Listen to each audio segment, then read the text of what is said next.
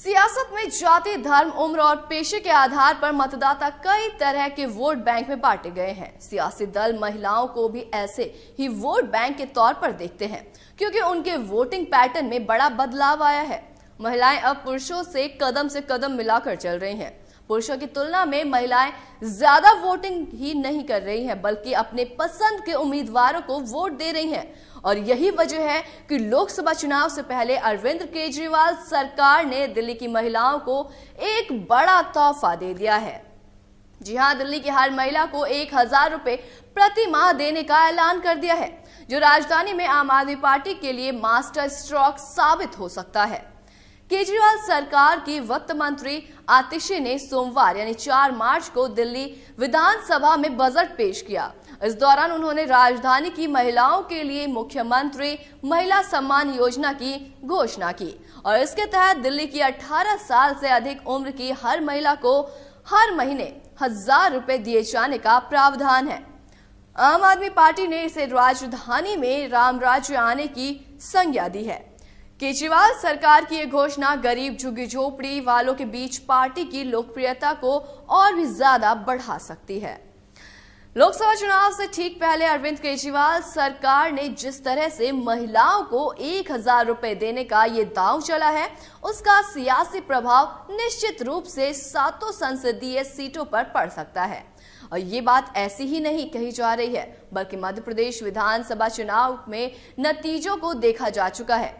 शिवराज सरकार ने विधानसभा चुनाव से ठीक पहले एमपी में लाडली बहना योजना के अंतर्गत हर महिला को 1250 रुपए देने की घोषणा कर सारी राजनीतिक समीकरण पलट दी थी।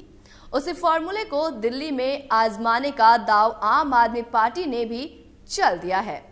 अब देखने यह है कि दाव कहां तक चलेगा। दिल्ली की 7 लोकसभा सीटों पर तीसरी बार क्लीन स्वीप करने के मद्देनजर बीजेपी ने अपने पुराने चेहरों को बदलकर नए उम्मीदवारों को मैदान में उतारा है। नॉर्थ दिल्ली के सांसद मनोज तिवारी ही पुराने चेहरे हैं, जिन्हें बीजेपी ने फिर से टिकट दिया है। बाकी सभी सांसदों के टिकट काट दिए हैं। वहीं बीजेपी को मात देने के लिए आम आदमी पार्टी ने कांग्रेस के साथ गठबंधन कर रखा है, जिसके तहत 4 सीट पर आप और 3 सीट पर कांग्रेस चुनावी मैदान में उतरेगी।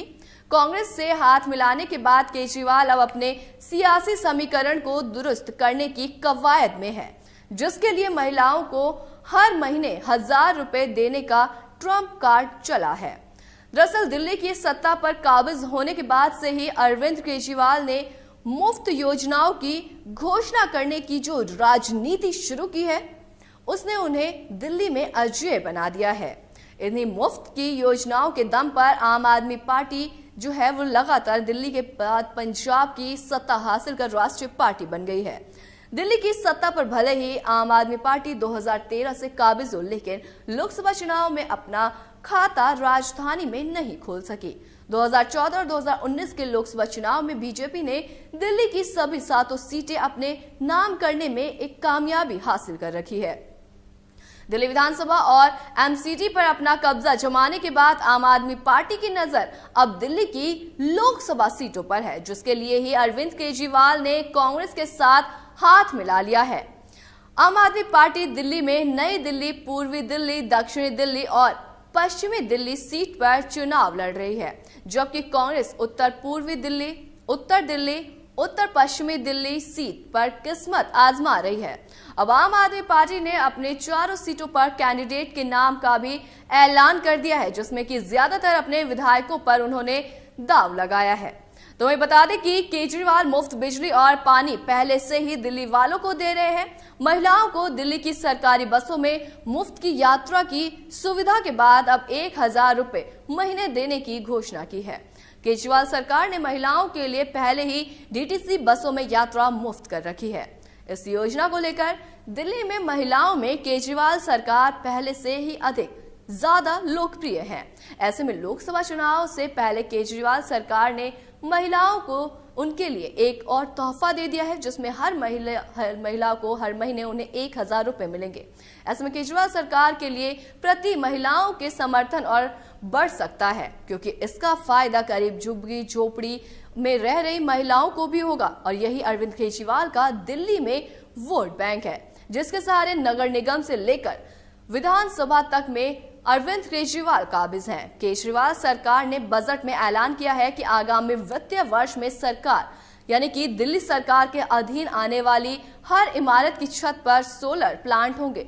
दिल्ली सरकार हरित ऊर्जा का लक्ष्य 2027 तक 4500 मेगावाट रखा है, जो कि कुल बिजली आपूर्ति का 25% है। इसके सभी सरकारी इमारतों की छत पर सौर संयंत्र लगाए जाएंगे। पावर सेक्टर के लिए 3353 करोड़ रुपए के बजट का प्रस्ताव रखा गया है।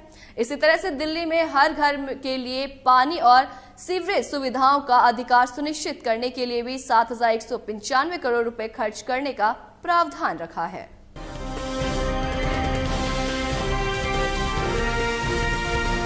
केलांचल टाइम्स, हर खबर पर हमारी नजर।